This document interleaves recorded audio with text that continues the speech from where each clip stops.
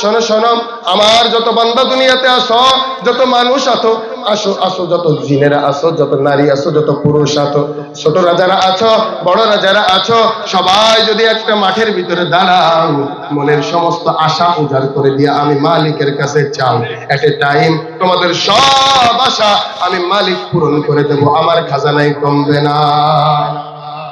জোরে কন, আপনার কাছে কিছুই মনে হলো না যে আল্লাহ যে একই সময় সব যে দিয়ে দেবে, আপনার তো কিছু ঠেকতেছে না, যে কি একটা হয়ে গেল এ আপনি ওটা বুঝতেই পারতেছেন না। বান্দাকে আল্লাহ সব আশা পূরণ করে দিলে মালিকের খাজানায় কমে না। এই হলো আমাদের মালিক। তাহলে মাহফিলের শেষ পর্যন্ত যদি বসি, আল্লাহ আমাদের মাফ করে দিতে পারে। প্রধান মেহমান যখন আলোচনা করবেন, আলোচনার শেষে হাত তুলে মালিকের কাছে চাইবেন, ও মালিক, যারা এখানে বসে আছে সবার জীবনের গুনাহ মাফ করো, আল্লাহ মাফ করে দিবে। দেখেন কত বড় সৌভাগ্য নিয়ে দুনিয়াতে জন্মেছি আমরা।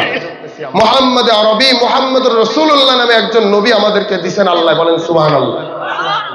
যে নবী সম্পর্কে আল্লাহ পাক নিজেই বলেছেন যে আল্লাহর নবী মুহাম্মদুর রাসূলুল্লাহর চাইতে উত্তম আদর্শ পৃথিবীর কারণ নাই। চেহারার কথা যদি বলেন, মুহাম্মাদের চেহারা সবচেয়ে বেশি সুন্দর। মুহাম্মদ নিজেই বলেছেন, আনা মালিহুন ওয়া আখি ইউসুফ সাবিহুন। এই উম্মতেরা, তোমরা জানো ইউসুফ বড় সুন্দর নবী ছিল, তোমরা শুনে নাও, আমার ইউসুফ ভাই ছিল সাদা সুন্দর, আমি মুহাম্মদ হলো লাবণ্যময় সুন্দর। সুবহানাল্লাহ কবেন না? আম্মা জান আয়েশা বলেন, দুনিয়ার লোকেরা শোনো শোনো, পৃথিবীর মানুষের জন্য চাঁদ আছে একটা, আমি আয়েশার জন্য চাঁদ আছে দুইটা। বলেন সুবহানাল্লাহ। একটা রাতের আকাশে মানুষ যেটা আসমানে চকচক করতে দেখে, আর একটা চাঁদ রাত্রি বেলায় শুধু আমি আয়েশার ঘরের ভিতরে উদিত হয়, সেই চাঁদ মুহাম্মদুর রাসূলুল্লাহ। বলেন সুবহানাল্লাহ। খালি টিস্যু দিলে টিস্যু শেষ হয়ে যাবে না, ফ্যান আছে? আচ্ছা খেয়াল করেন, মুহাম্মদুর রাসূলুল্লাহ যে সবচাইতে সুন্দর নবী, সবচাইতে সুন্দর মানুষ, সবচাইতে উত্তম আদর্শের মানুষ, এই কথা শুধু কোরআন বলে নাই, শুধু আল্লাহ বলে নাই, এমনকি আমাদের পাশাপাশি ধর্ম পালন করে যারা সনাতনী, তাদের বেদ গ্রন্থের ভিতরে বলা হয়েছে, অঙ্কতি পরমানতন আধারি তপাইলি তো পরমানতন অতি সুন্দরম। মুহাম্মদ কি এত সুন্দর, মুহাম্মদের সূরত এত সুন্দর, পৃথিবীর কোনো মানুষের সাথে তুলনা করা যায় না। খালি ঠিক না? সুবহানাল্লাহ। অনেক কি কইতে তাও জানে না, কি মুসাল্লি, মন ভালো আছে আপনাদের আলহামদুলিল্লাহ। বলে যে না জানলে কি হবে, জাতে মাতালের তালে ঠিক কথা কন। একবার হাজ্জাজ বিন ইউসুফ গেছে মক্কায় ওয়াজ করতে। হাজ্জাজ বিন ইউসুফ এক এলাকার গভর্নর, যাই দেখি এলাকার পরিচিত লোক দেখলে দেখবেন চিনা যায়, ও জেনে যাবেন আপনি, এলাকার পরিচিত মুখ দেখলে মনে হয় না এর সাথে কি একটা টান আমার আছে। ডাক দেশে এদিকায়, তোর নাম কি? মফিজ। মফিজ, তোর বাড়ি কোনে? তা ওর অমুক এলাকায়। তোর ওই এলাকার গভর্নরে চিনিস? সবাই চিনি। ওর নাম কি? কদি হাজ্জাজ বিন ইউসুফ। তোকে হাজ্জাজ বিন ইউসুফ লোকটা কিরাম জিজ্ঞেস করতেছে কি? যা নিজেই শুনতেছে, হাজ্জাজ বিন ইউসুফ নিজেই শুনতেছে কদিন দেই যে হাজ্জাজ বিন ইউসুফ কিরাম মানুষ। এখন মফিজ যে কয়, মানে আর নাম মফিজ না, আমি আপনাদের বোঝার জন্য বলতেছি। মফিজ যে কয় কি ওর মতো বাটপার আমাকে ওই দেশে আর একটা হলো। তুই ওরা চিনিস? কয় নাম শুনিস, ওরা দেয়নি কোনোদিন, ওরা দেখতে ইস্তারে নেওয়া। আমি হলো সে হাজ্জাজ বিন ইউসুফ। মফিজের অবস্থা কিরাম?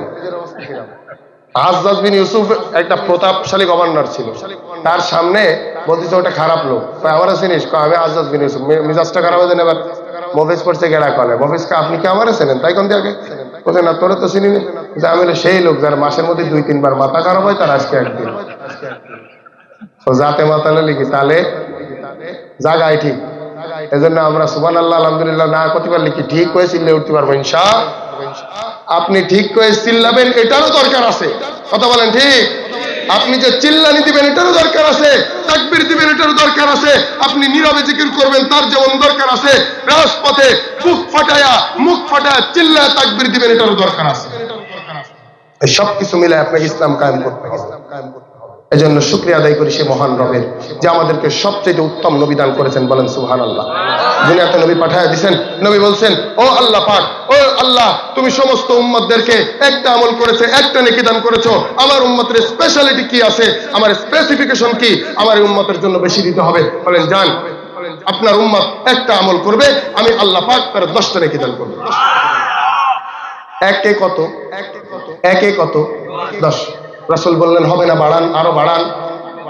আল্লাহ পাক রব্বুল আলামিন জানায়া দিলেন, ও মুহাম্মদ শোনো, তোমার উম্মতেরা আমি আল্লাহ পাক রব্বুল আলামিনের কাছে আমল যখন করবে তখন আমি হিসাব ছাড়া দান করব। বলেন সুবহানাল্লাহ। ভাই হিসাব ছাড়া করলে কাজ হবে না। কত দিবা তার নেই ঠিক, কও কত দিবা তাই কও। বলেন সুবহানাল্লাহ। আশেক মাসুকের কি সম্পর্ক? মিয়ানে আশেক মাসুক রমজেস কিরামান কাতিবিন রাহাম খবরেন।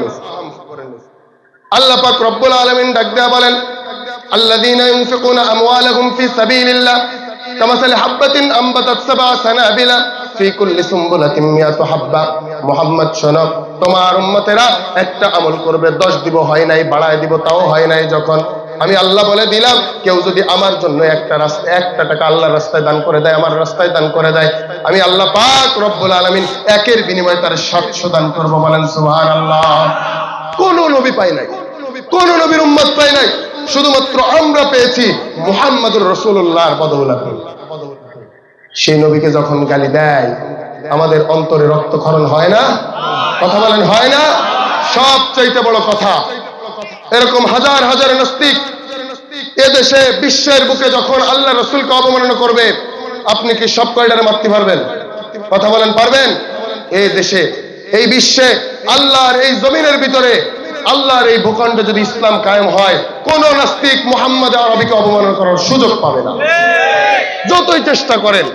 হ্যাঁ, আমাদের দায়িত্ব আমাদেরকে পালন করতে হবে, কিন্তু সাথে সাথে আমাদের রাষ্ট্রীয় পর্যায়ে ইসলামকে নিয়ে যেতে হবে।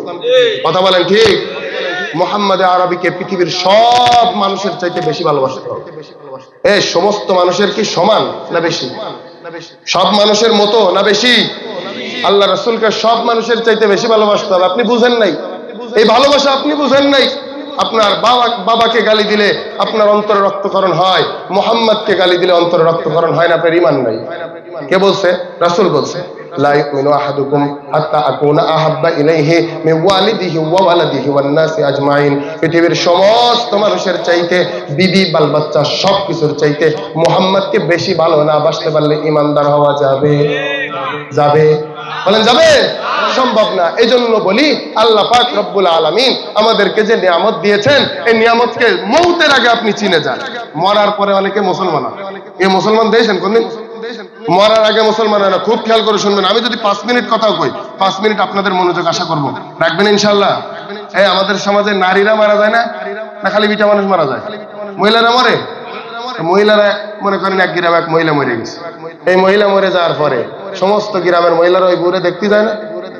এখন কন্দি ওই মহিলার কি কাপড় চোপড় আগলা করে থিয়ে দেয় না? থিয়ে দেয় না? একদম কায়দা করে ফিটিং করে প্যাকেট করে ওই মহিলারা রেখে দিয়েছে। এই কোনো পুরুষ মানুষ এনে যাবা না, একদম যাবা না, কারণ ওর পর্দা করা ফরজ। ওরে যদি এমন পর্দা খোলা রাখা হয় তাহলে ওই মহিলার গুনাহ হবে। আপনারা বলেন, রাসূল বলেছেন, ইযা মাতাল ইনসান ইনকাতা আনহু আমালুহু, মানুষ মারা যাওয়ার পরে তার সমস্ত আমলের দরজা বন্ধ। কথা বলেন ঠিক? এখন যদি আল্লাহ মাফ করুক ওই মহিলারে একেবারে কাপড় ছাড়া যদি রাস্তায় ফেলে রাখা হয়, ওই মহিলার আমলনামায় গুনাহ হবে? জোরে কোন? সন্দেহ আছে? গুনাহ হবে তার অভিভাবকের, যারা দায়িত্ব পালন না করে ইররেসপন্সিবল হয়ে যারা ফেলে রেখেছে তাদের গুনাহ হবে। মহিলার কোনো গুনাহ আছে? আর ওর ওই যে সেভিং অ্যাকাউন্ট ছিল তার সাথে তার সম্পর্ক কাট হয়ে গেছে, আমল আর অ্যাকাউন্টে জমা হয়। কিন্তু যে সমস্ত মহিলারা আমাদের এই গ্রামের যারা বেপরদা হয়ে তারা দেখতে যাচ্ছে, সব সওয়াব হচ্ছে না? বলেন সওয়াব হয়েছে? তার মানে মুসলমান হয়েছে কোন সময়? মরার পরে। আল্লাহ কইছে মরার আগে হওয়া মুসলমান, হয়েছে মরার পরে। কবরে রাখা পর্যন্ত বিশাল গিলাফ টিলাফ পর্দা দিয়ে প্যাকেট করে রায়। আমি বলতেছি তাদেরকে যেমন পর্দা পুশিদার সাথে কবরস্থ করতে হবে, আপনার স্ত্রী, আপনার বোন, আপনার মা, আপনার মেয়ে, এদেরকেও জীবদ্দশায় এর চাইতে বেশি প্রোটেকশন দিতে হবে। কথা বলেন ঠিক? আপনি যদি আপনার এই সমাজের মহিলাদেরকে ভালো না করতে পারেন, সমাজ কোনোদিন ভালো হবে? কোনোদিন হবে না। সমাজের মহিলাকে যদি ভালো না করতে পারেন, সমাজ কোনোদিন ভালো হবে না। এই জন্য ও আল্লাহ রে, আল্লাহ রে, কোন দুনিয়ায় পাঠাইলা আমারে, বর্তমানের পোলা মাইয়া সমান সমান মা, লম্বা চুল কাটিয়া মাইয়াই মাথায় লাগাই ক্যাপ, আল্লাহ রে কোন দুনিয়ায় পাঠাইলা আমারে। ঠিক না? বর্তমানের পোলা মাইয়াই করে কি কারবার, মগাই পিছে মগি সামনে হোন্ডারি ড্রাইভার। আল্লাহ রে কোন দুনিয়ায় পাঠাইলা আমারে, ঠিক ও আল্লাহ রে, আল্লাহ রে কোন দুনিয়ায় পাঠাইলা আমারে। হিন্দি গানের টান মারিয়া রাস্তায় হাইটা যাই, আবার কারো সুরে সুরে বুকটা ফাইটা যায়। আল্লাহ রে কোন দুনিয়ায় পাঠাইলা আমারে, ঠিক কিনা? কিছু মানুষের সমাজে আসে সুশীল মানুষ, এরা কয় নারী পুরুষের সমান অধিকার আছে না নাই? নারী পুরুষের সমান অধিকার না? তো কয় নারী পুরুষের সমান অধিকার কিরাম? তা আল্লাহ পাক নারীর চারটা বেসিক কাজ দিছে যা কোনো পুরুষ জীবনে করতে পারবে না। এক নম্বর, খুব খেয়াল করে শোনেন, এক নম্বর, প্রত্যেকটা নারী, প্রত্যেকটা সুস্থ নারী প্রাপ্তবয়স্ক হলে তাদের মাসিক একটা ঋতুস্রাব হয়। বলেন ঠিক কিনা? এই কোন পুরুষ মানুষ কইছে না যে সমান অধিকার তোমার এই মাসেরটা আমার হবে? কইছে কোনদিন? তাই হয়েছে না কোনোদিন যে তো আমি তো সমান অধিকার দিছি, আমার অর্ধেক তোমার দিলাম আর তোমার এই মাসেরটা আমি নিলাম? আছে লাইন? নারীর দ্বিতীয় নম্বর কাজ, নারী গর্ভে বাচ্চা ধারণ করবে। কোন পুরুষ কোনোদিন পারবে? বলেন পারবে? নারীর তৃতীয় নম্বর কাজ, নারী বাচ্চা ভূমিষ্ঠ করার সময়ের প্রসবকালীন ব্যথা সহ্য করবে। পৃথিবীর কোন পুরুষ জীবনে পারবে? নারীর চতুর্থ কাজ, নারী বাচ্চাদেরকে দুধ পান করাবে, বুকের দুধ। পৃথিবীর কোন মানুষ কিয়ামত পর্যন্ত বুকের দুধ পান করাতে পারবে? পুরুষের কাজ হলে একটা। কয়টা? মাত্র একটা। নারীর কাজ চারটা। বলেন কয়টা? পুরুষের কাজ, পুরুষের এক কাজ হলো বাইরের থেকে খালি ইনকাম করে আনবে, বিবির কাছে দেবে, বিবি রান্না করে খাওয়াবে। কথা বলেন ঠিক? ইনকাম করার জন্য যা করা লাগে পুরুষ করবে। পুরুষের এক কাজ নারীর ঘাড়ে চাপায় দিয়েছে, নারীর চার কাজের এক কাজও সে নেয় নাই। কথা কন? পুরুষের এক কাজ নারীর ঘাড়ে চাপায় দিয়েছে না, আর নারীর চার কাজের এক কাজও নেছে। তাহলে যারা নারীবাদী সুশীল সমাজ, এরা আমাদের দেশের নারীদেরকে নষ্ট করেছে। কথা বলেন ঠিক? এই নারীদের আবার কিসের রাজপথ? প্রসবকালীন সময় কোন নারী রাস্তায় প্রসব করতে পারবে না, বাচ্চাকে দুধ পান করানোর সময় রাজনীতি করতে পারবে না। বাড়ি তার চাইতে সবচাইতে ভালো জায়গা। এই নারী তার গর্ভে বাচ্চা ধারণ করা অবস্থায় রাজপথে মিছিল করতে পারবে না, বাড়ি সবচাইতে ভালো জায়গা। কথা বলেন ঠিক কিনা? সুতরাং নারীদেরকে নারীবাদিতার নামে তোমরা রাস্তায় নামিয়ে দিও না। বরং রাসূল বলেছে, কোন নারী যদি বাড়িতে নামাজ পড়ে, জামাতে যদি তার পুরুষটা যদি তার স্বামীটা নামাজ পড়ে, স্বামী জামাতে নামাজ পড়ে যত সওয়াব পাবে, নারী বাড়িতে নামাজ পড়ে ওই পরিমাণ সওয়াব পাবে। এই জোরে কোন? কেন জানেন? আপনি এবার ভালো করে বোঝেন। জামাতে, মনে করেন সহজ করে বোঝেন, মসজিদে হারামে যদি কেউ এক ওয়াক্ত নামাজ পড়ে, কয় ওয়াক্তের সওয়াব পায়? 1 লক্ষ। বলেন কত? 1 রাকাত নামাজে 1 লক্ষ রাকাত নামাজের সওয়াব। কোনো সন্দেহ আছে? এই নারীরা যদি কেউ না পারে, একজনে বলছিল, এক নারী, এক মহিলা মুহাম্মদ আরবিকে বলতেছেন, ওগো নবীজি, আমার মনে চায় আপনার পিছনে নামাজ পড়তে। মসজিদে নববীতে নামাজ পড়লে 1 রাকাত নামাজে 50,000 রাকাতের সওয়াব। ওগো নবীজি, আমার একটু অনুমতি দেন। রাসূল বলছিল, নারী, তুমি যদি মহিলা মানুষ হয়ে তুমি যদি তোমার সংসারের কাজ চালাও, স্বামীর খেদমত করো, সন্তানাদের দেখভাল করো, বাড়িতে নামাজ পড়ে নাও, আল্লাহ পাক রব্বুল আলামিন ওই 50,000 ওয়াক্ত নামাজের সওয়াব তোমার আমলনামায় দান করবে। প্রশ্ন এখন আসতে পারে, হুজুর কেন হবে এই সওয়াব? বৈষম্য কেন? আছে না বৈষম্যের একটা ব্যাপার?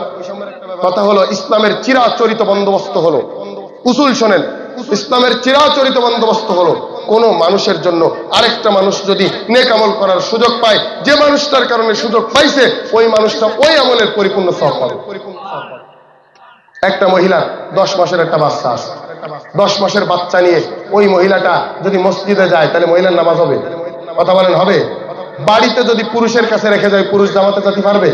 সুতরাং পুরুষটাকে হেফাজতের জন্য, নির্বিঘ্নে নামাজ আদায় করার জন্য, বাচ্চাটাকে হেফাজতের জন্য যে বাড়িতে রাখলো, ওই মা বাড়িতে বসে নামাজ পড়ে নিবে, বাড়িতে নামাজ আদায় করবে, মসজিদের সমপরিমাণ সওয়াব আল্লাহ তাআলা আমলনামায় দান করবে। আল্লাহ পাক রব্বুল আলামিন নারীদের জন্য এত সহজ করেছেন। কোন নারীর স্বামী যদি বাইরের থেকে আসে, বাড়িতে কষ্ট করে, চাইলে যদি বলে আমার 1 গ্লাস পানি দাও, যদি পানি পান করায়, আল্লাহ পাক রব্বুল আলামিন 52 তোলা রূপা আল্লাহর রাস্তায় দান করার মতো সওয়াব আমলনামায় দান করবে।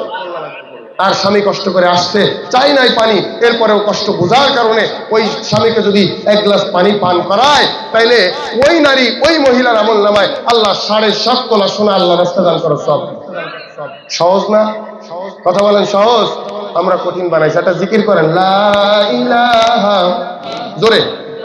ওর পানি খাতাম, এখানে খাবো, এখানে খাবো, সেন্টার নেই, কোন গেল, কোন গেল রামলিগে,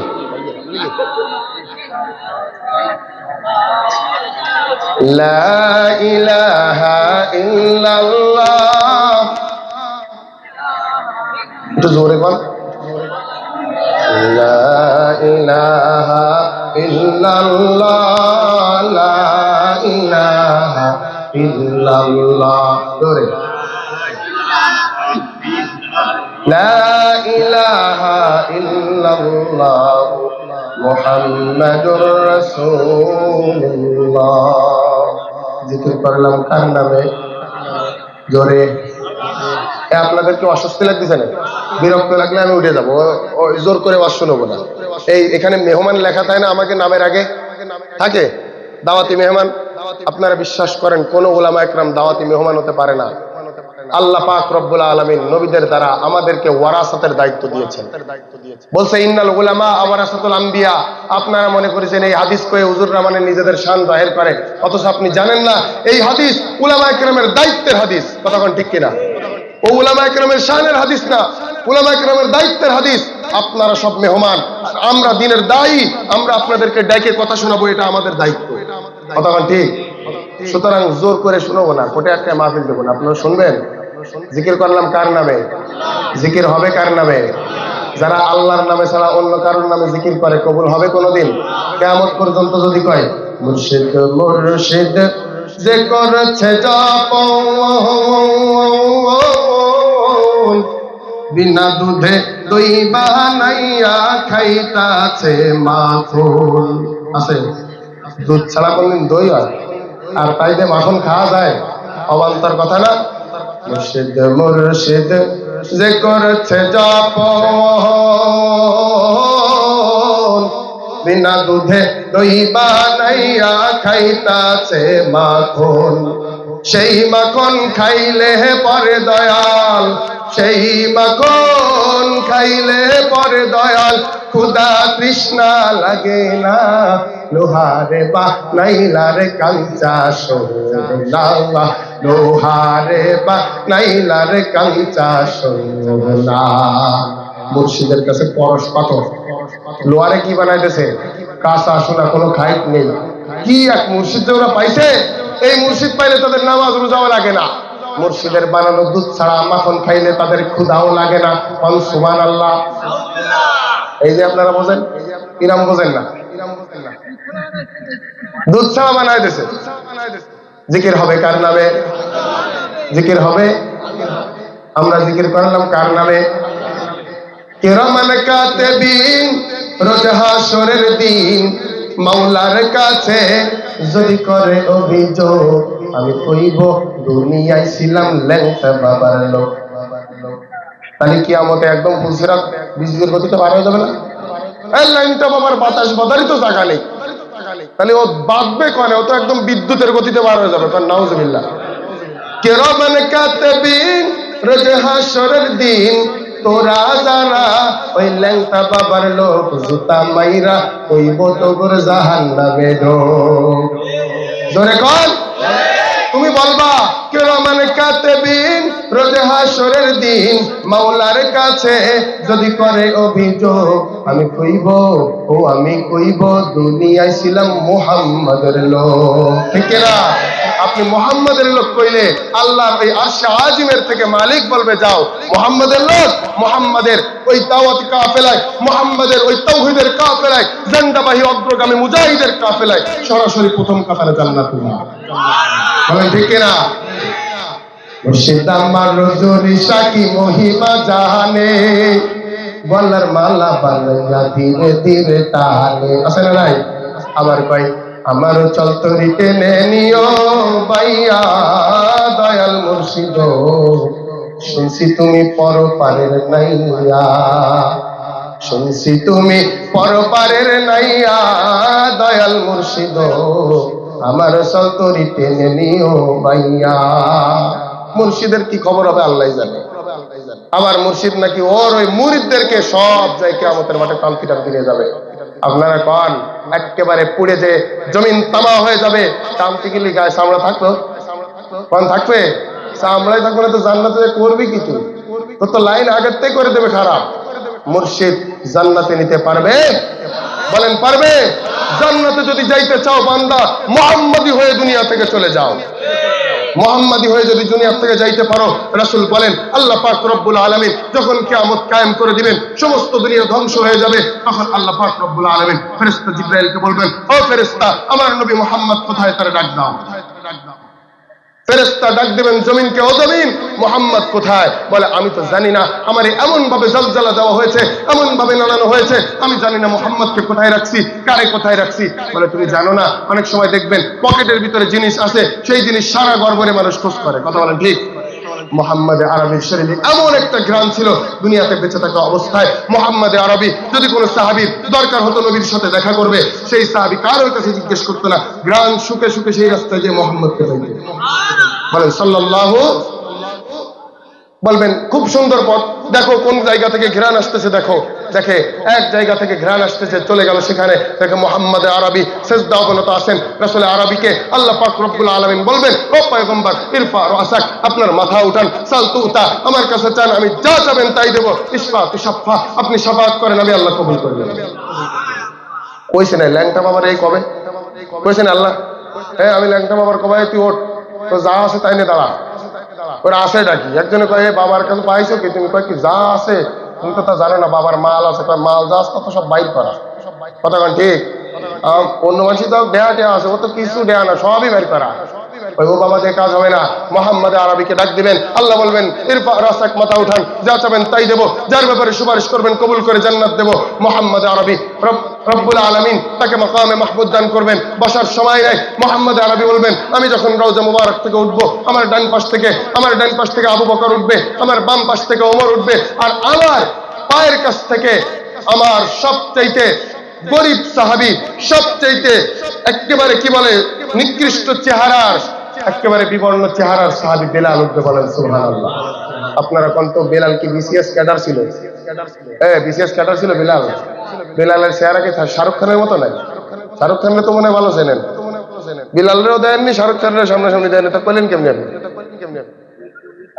বিলালের চেহারা ছিল কালা, শরীর ছিল খাটো, ঠোঁট ছিল মোটা, পা ছিল ফাটা, শিক্ষাগত যোগ্যতা কিছু ছিল না, শেখ বংশের ছিল নাই, গোপালগঞ্জে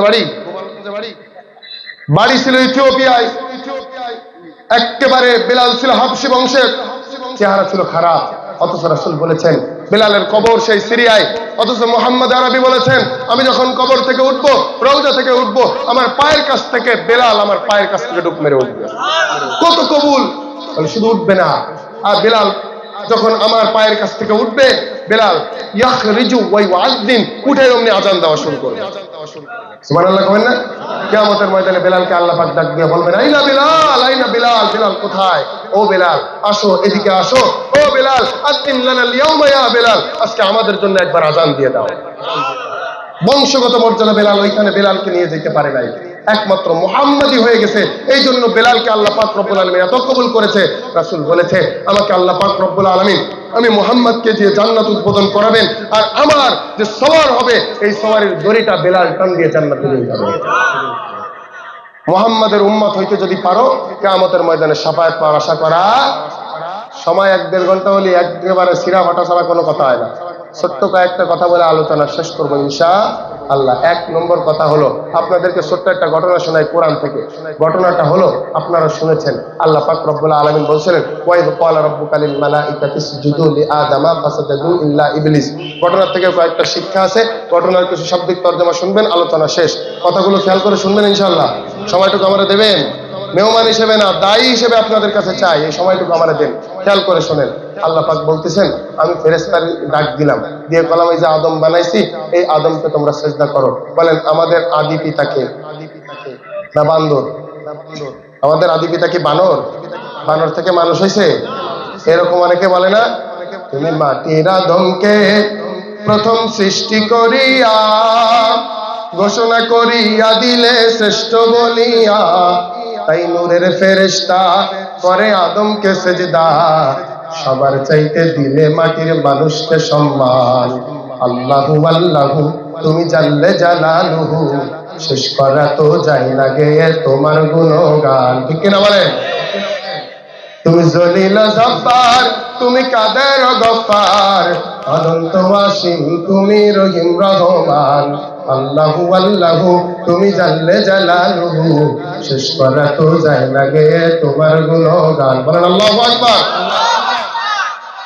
আল্লাহু আকবার জোর আছে আলহামদুলিল্লাহ, খুব সুন্দর। একটা সময় এরকম ছিল, আমরা ইসলামী সঙ্গীত গাওয়ার কারণে মাহফিল বন্ধ হয়ে গেছে। ছিল, আমি প্রমাণ দিতে পারবো। একটা সঙ্গীত গাইছিলাম, সেই জন্য মাহফিল বন্ধ করে দিয়েছি। হুজুর ওই সঙ্গীত রাজনীতি সঙ্গীতও গাওয়া যাবে না। আপনারা একটু শুনবেন, শুনবেন। বাংলাদেশের সব মানুষের নাম বদলাতে পারে, বইয়ের পাতায় স্বাধীনতা সংগ্রাম বদলাতে পারে, বঙ্গোপসাগরের সব পানি যেতে পারে শুকিয়েও, গোটা রাজধানী গিলে নিতে পারে পরিগঙ্গার ঢেউ, সুন্দরবন কেটে হতে পারে ইটের বাটার লাকড়ি, শিল্পপতিরা দেউলিয়া হয়ে তুলতে পারে চাকরি, চোর গুন্ডারা পেয়ে যেতে পারে মন্ত্রীর মর্যাদা, আইনের ফাঁকে কালো টাকা সব হয়ে যেতে পারে সাদা। অনেকেই বলে এই দেশ নাকি হুজুগে জাতির দেশ, দফায় দফায় বদলায় এর রং ঢং পরিবেশ। তাই বলে ইসলাম তো এদেশে হুজুগে হবে না শেষ, হুজুগে হবে না শেষ। ইসলামে মাটির পরতে পরতে জনতা এই ঘরে ঘরে, ইসলামে দেশের 90% মানুষের অন্তরে। ইসলাম নিয়ে কেউ ছিনিমিনি খেলে এমন শক্তি নেই। আর কিছু থাক না থাক, দেশে ইসলাম থাকবে, সবকিছু বদলে যাক তবুও ইসলাম থাকবে। ঠিক না? আওয়ামী লীগের নেতা কর্মীরা বিএনপি হতে পারে, অবাক হব না বিএনপি যদি নৌকায় সিল মারে।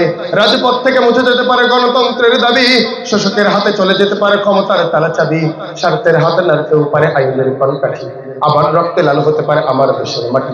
লাইভের সাথে হতে পারে ফের মির্জাফরের সন্ধি, বিদ্রোহী কবি হতে পারে ফের লৌহ কপাটে বন্দি। এই বীরদের মাটি, বীরদের ঘাটি, শহীদের বাংলায় জনতার ভোটে কিবা ভোট লুটেছে যা ক্ষমতায়, নাস্তানাবুদ হয়ে যাবে যদি ইসলাম ভুলে যায়, ইসলাম ভুলে যায়। ঠিক না? ইসলামে মাটির পরতে পরতে জনতাই ঘরে ঘরে, ইসলামে দেশের 90% মানুষের অন্তরে। ইসলাম নিয়ে কেউ ছিনিমিনি খেলে এমন শক্তি নাই। আর কিছু থাক না থাক, দেশে ইসলাম থাকবে, সবকিছু বদলে যাক তবুও ইসলাম থাকবে। ঠিক না? ন্যাশনাল স্টেডিয়াম হতে পারে কবু আজিম বাগের সিংহে, ন্যাশনাল বার্ড দোয়েল বদলে হতে পারে কবু ফিঙ্গে, ন্যাশনাল পার্ক ধরা যেতে পারে কেন্দ্রীয় কারাগারকে, সেন্ট্রাল জেল হতে পারে কবু ফ্যান্টাসিলাম পার্কে, আইন পাশ করে মাছের আড়ত হতে পারে সংসদটাও, যখন তখন যে কোনো পক্ষে যেতে পারে জনমতটাও। নীতির অভাবে রাজনীতি সব হয়ে যেতে পারে বন্ধ, মিটে যেতে পারে রাজাকার আর মুক্তিযোদ্ধা দ্বন্দ্ব। রাষ্ট্র চাইলে সময়ের কাটা হতে পারে আগে পিছু, সম্ভাবনার স্বদেশে আমার হতে পারে সবকিছু। তবু ইসলাম রবে চির উন্নত, কখনো হবে না নিচু, কখনো হবে না নিচু। ইসলামে মাটির পরতে পরতে জনতাই ঘরে ঘরে, ইসলামে দেশের 90% মানুষের অন্তরে। ইসলাম নিয়ে কেউ ছিনিমিনি খেলে এমন শক্তি নেই। আর কিছু থাক না থাক, দেশে ইসলাম থাকবে, সবকিছু বদলে যাক তবুও মানে ইসলাম।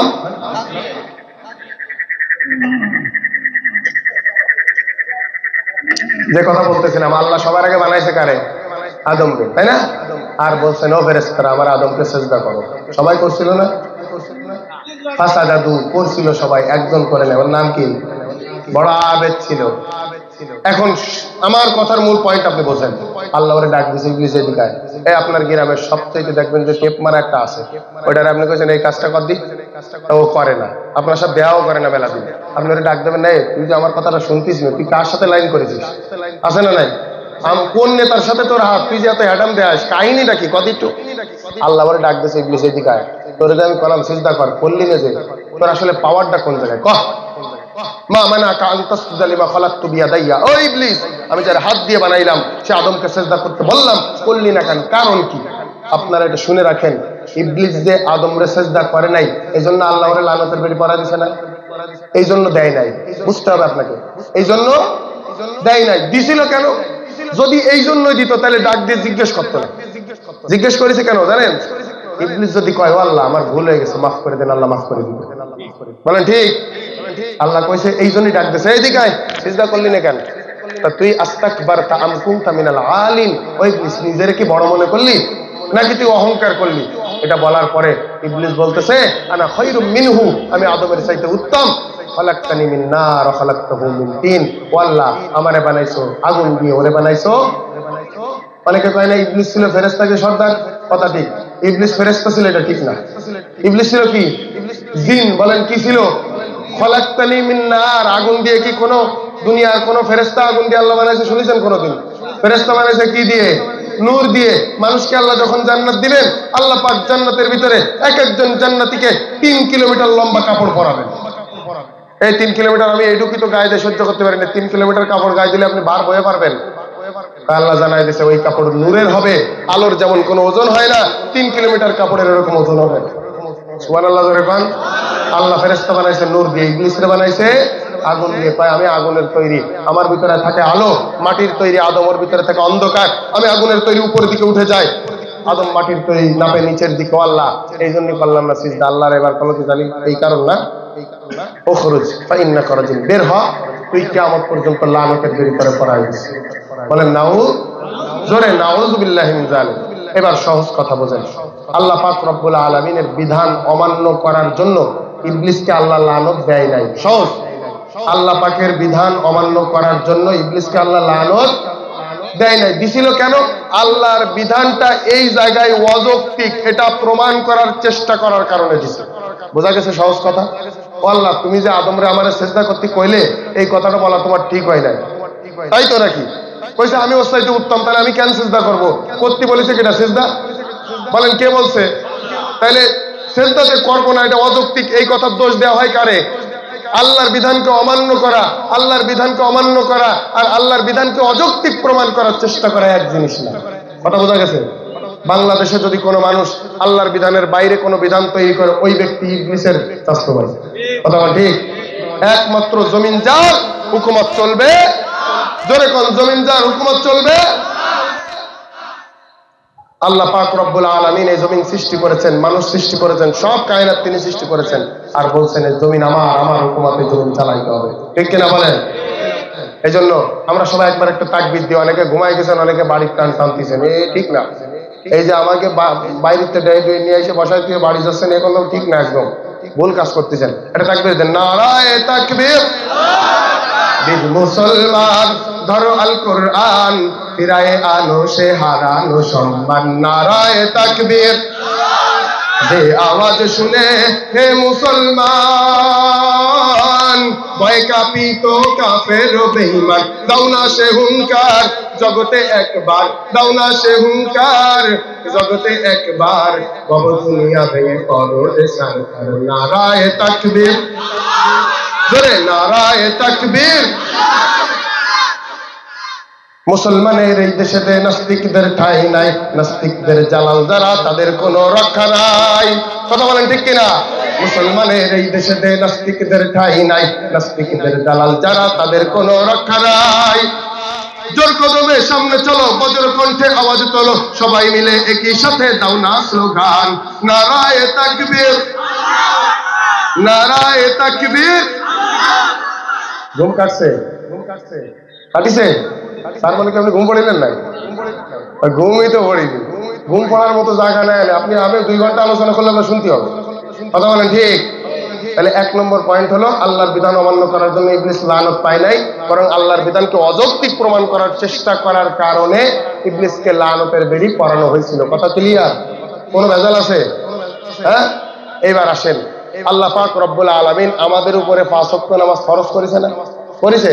এই 5 ওয়াক্ত নামাজ পড়তে হবে না, এরকম কোন কোন মানুষ আছেন যে হুজুর সবার পড়া লাগবে, খালি আমার একটু ছাড় দিছে আল্লাহ, এরকম কেউ আছে নেই? তো থাকলে একটু হাত তুলে আল্লাহর যায় দেন, আল্লাহ তুমি আমার যে কি রহম করেছো, আমার এক ওয়াক্ত ছাড় দিয়ে দিছে, এরকম আছে কেউ? আপনার পড়তে হবে নামাজ, 5 ওয়াক্ত পড়তে হবে। এবার আসেন, এক ব্যক্তির বয়স 40 বছর। 40 বছর বয়সে এই ব্যক্তি বালেগ হয়েছে, মনে করেন 15 বছর বয়স। কয় বছর? 15 বছর বয়সে যে ব্যক্তি বালেগ হয়েছে, এই বছরের 25 বছর যাবত, বালেগ হওয়ার পরে 25 বছর যাবত এই ব্যক্তি নামাজ পড়ে না। বুঝেছেন কথাটা? এই 25 বছর পরে 40 বছর বয়সে এই ব্যক্তির হেদায়েত হয়েছে। হেদায়েত কিরা? আমার গ্রামের হেদায়েত নাই, আল্লাহর তরফে তাইছে হেদায়েত। এসে কইছে যে তোর নামাজ রোজা ভর্তি হবে, যা করেছিস সব ভুল, আল্লাহর কাছে তওবা কর। তওবা করেছে, তওবা করলে পিছনের সব গুনাহ মাফ না? বলেন মাফ। সবাই বলেন মাফ। এখন তো হুজুররা যা মাসালা জানে তার চাইতে জনতা জানে বেশি।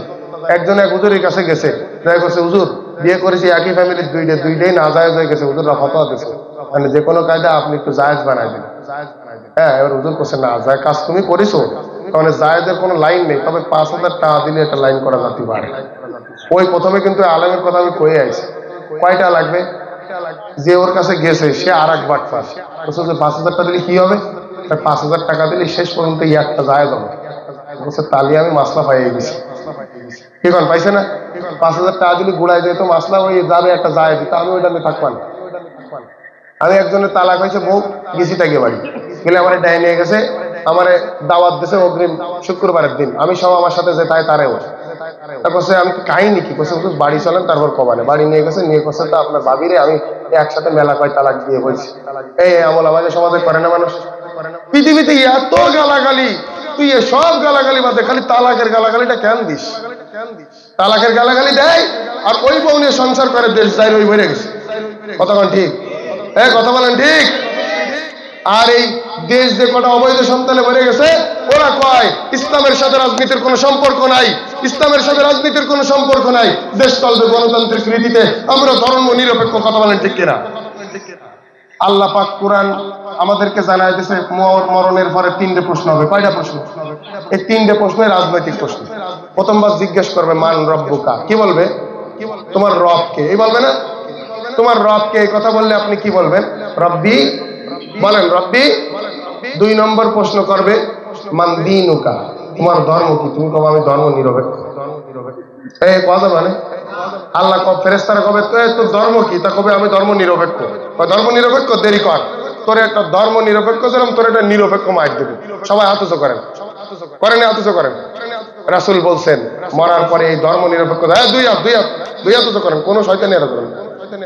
রাসূল বলছেন ধর্ম নিরপেক্ষ যারা কইছো, অল্প একটু সময়, ধর্ম নিরপেক্ষ যারা কইছো তারা কবরে যাবা, যার পরে আল্লাহ রাসূল জানায় দিয়েছে হাদিসে, আল্লাহ রাসূল জানায় দিয়েছে কবর এরম করবে। কোন এরম করেন? আঙ্গুলের মধ্যে আঙ্গুল দেন, দেন এরম নাড়া দেন, মুড়া দেন, এরম মুড়া দেন। তবে ধর্ম নিরপেক্ষ কইছো, নিরপেক্ষ মায়ের দেবে আল্লাহ কবরে। কথা কোন ঠিক কিনা? কবরে এই জন্য যে কটা ধর্ম নিরপেক্ষ কবে ওকে মাটি দেওয়ার সময় কবর পাকা করে দিতে হবে, পাকা করে দেবে। আর ফেরেশতারা আসার পরে কবে তোর দিন কি, তোর ধর্ম কি? কয় ধর্ম নিরপেক্ষ, দেরি কর। প্যাকেট করে এরম ভাবে রাসূল হাদিসে জানায় দিয়েছে, 2 পাঁজরের হাড্ডি একটা আরেকটার ভিতরে ঢুকায় এইরকম করে একবারে মেসাকার করে ফেলে। কয় ধর্ম নিরপেক্ষ দিলাম, এরকম নিরপেক্ষ মাইক দিয়ে দিলাম। কথা কোন ঠিক কিনা? আমাদের কারো ধর্ম নিরপেক্ষ আছে না? আছে নাই কারণ? আমরা কেউ লিবারাল না, আমরা কেউ ধর্ম নিরপেক্ষ না, আমরা কেউ অসাম্প্রদায়িক না। আমাদের সম্প্রদায় আছে, আমাদের ধর্ম আছে, আমাদের রব আছে। আমাদের ধর্ম মন্ত্রণালয়ের জন্য আলাদা কোনো মন্ত্রী লাগে না। আল্লাহ বলছেন তুমি যা চাইবা আমি আল্লাহ সব দিতে পারি। কথা বলেন ঠিক কিনা? সনাতন ধর্মাবলম্বী যারা আছে এরা কয় বিদ্যা দেয় সরস্বতী, দ্বন্দ্বৌলত দেয় লক্ষ্মী, দেবী দুর্গার সব দায়িত্ব। আর আমাদের আল্লাহ বলছেন এই বান্দারা আমি আল্লাহর সব দায়িত্ব। কথা বলেন ঠিক কিনা? হুয়াল্লাহুল্লাযী লা ইলাহা ইল্লা হু আর-রহমান আর-রহিম আল-মালিক আল-কুদ্দুস আস-সালাম আল-মুমিন আল-মুহাইমিন Al-Aziz আল-জব্বার আল-মুতাকাব্বির আল-খালিক আল-বারি আল-মুসাওবির আল-গফফার আল-ওয়াহ্হাব al-Khaliq al-Bari al-Musawwir al-Ghaffar al-Qahhar al-Wahhab الرزاق الفتاح العالم القابض الباسط الخافض الرافع المعد المذل السميع البصير الحكم العدل اللطيف الخبير الحليم العظيم الغفور الشكور العلي الكبير الحفيظ المقيت الحسيب الجليل الكريم الرقيب المجيب الواسع الحكيم الودود المجيد الباعث الشاهد الحق الوكيل القوي المتين الولي الحميد المحسن المبدي المعيد المحيي المميت الحي القيوم الواجد الماجد الواحد الاحد الصمد القادر المقتدر المقدم المؤخر الاول الاخر الظاهر الباطن الوالي المتعالي البر التواب المنتقم العفو الرؤوف مالك الملك ذو الجلال والاكرام المقسط الجميع الغني المغني المانع الضار النافع النور الهادي البديع الباقي الوارث الرشيد الصبور ربي وربك الله سبحانه